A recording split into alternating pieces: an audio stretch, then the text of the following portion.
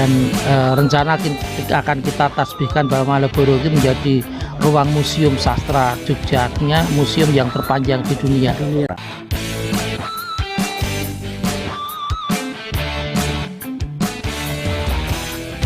Selamat malam teman-teman semuanya. Halo, jumpa kembali bersama saya Sarwanto Aswarso dan sebelah saya Kang Sigit Sugito. Nah, ngomong-ngomong pada malam ini Kang Sigit punya rencana atau gagasan yang cukup menarik buat saya, yaitu mengenang penyair hebat di Indonesia namanya Umbu Landu Paranggi. Ya, beliau sempat jadi presiden ya Kang ya, Presiden Malioboro ya. Nah, oke teman-teman, lebih jauh apa acara yang akan digelar oleh Kang Sigit Sugito, saya tanya-tanya, mungkin teman-teman pengen tahu ya, pengen kepo gitu ya bahasa anak gaulnya. Oke, Kang Sigit, selamat malam Kang. Mas Sarwanto, sehat. Jadi gimana itu Kang ceritanya mau menggelar acara mengenang umbu itu gimana? Monggo Kang. Ya, jadi saya pikir untuk masyarakat Jogja dan masyarakat Indonesia terutama yang menggeluti sastra, spesifik lebih pada puisi, itu sangat mengenal yang namanya Umbu Landu Paranggi. Beliau adalah salah satu sosok yang dalam waktu dengan momentum yang tepat beliau berada di Jogja. Kala itu situasi pasca 65 ya, perdebatan antara Lekra dan Manikebu masih kenceng, situasi politik ya seperti itu. Umbu mentasbihkan untuk membangun namanya Sabana di Koran Pelopor Jogja yang kantornya di sekarang untuk perpustakaan daerah di Jogja Library depan Ina Garuda Jalan Malioboro nomor 151 kalau nggak salah. Beliau menggawangi sastra yang namanya ruang sastra namanya Sabana dan berikan Persada Study Club dengan beberapa kawan dari Jogja. Ini memecahkan situasi kala itu menjadi sesuatu yang sejuk, ruang politik menjadi sejuk.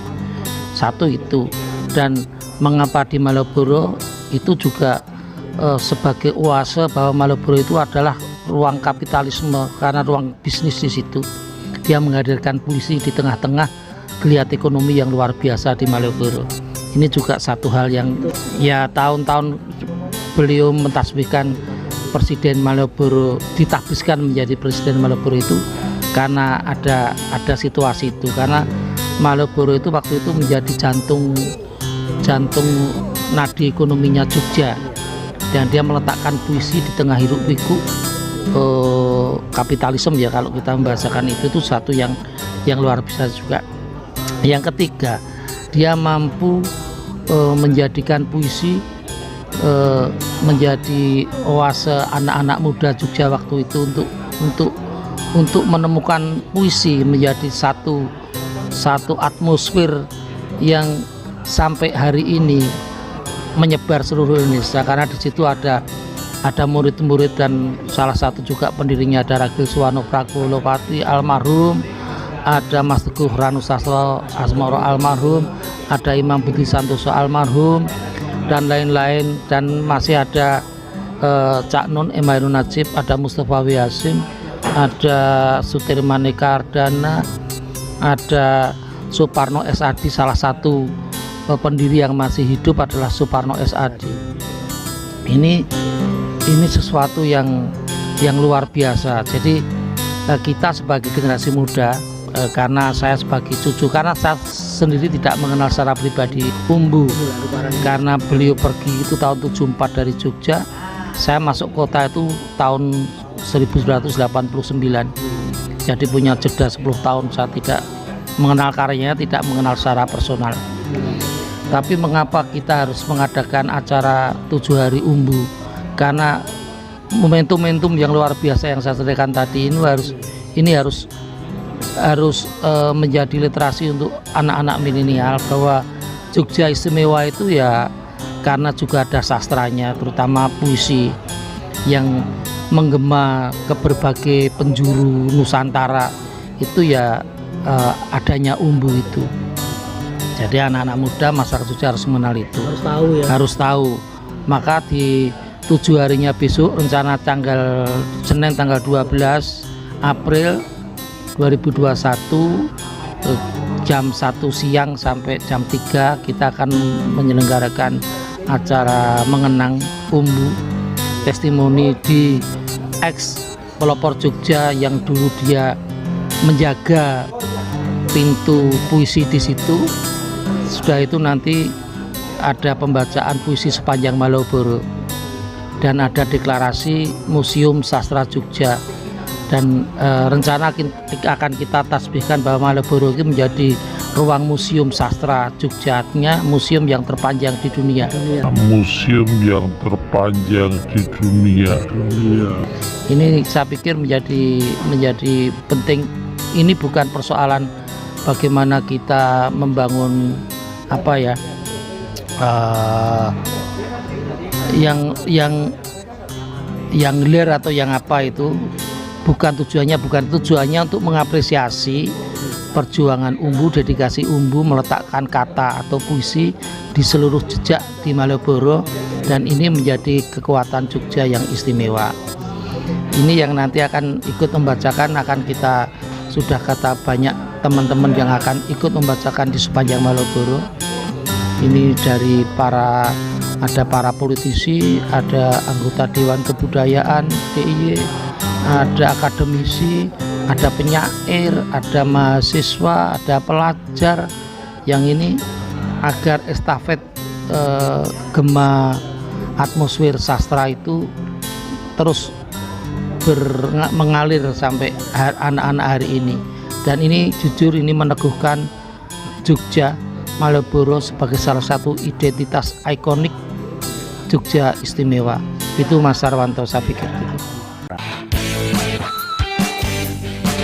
Oke, Mas Sigit. Jadi yang menarik, kita Mas Sigit dan kawan-kawan menggagas nanti akan lahir museum sastra terpanjang di dunia ya. Ini tentu menarik sekali, Mas. Jadi mudah-mudahan mendapat respon ya dari berbagai pihak. Nah, kira-kira nanti kalau teman-teman kaum milenial ada yang mau datang gimana, Mas?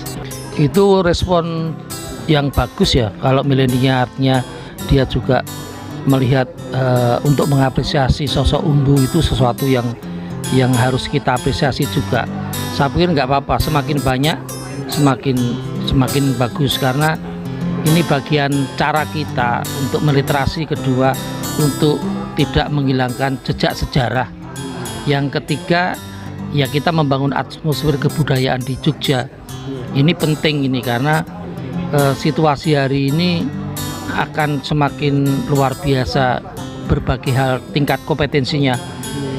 Ini yang harus kita jaga, bahwa merawat sastra itu adalah merawat jati diri juga, bisa merawat yang namanya budi pekerti juga, bisa merawat hal-hal yang sifatnya membangun nurani bangsa lah, kira-kira begitu, karena kehalusan kata ini menjadi salah satu ciri khas masyarakat Indonesia, dan ini penting gitu Mas.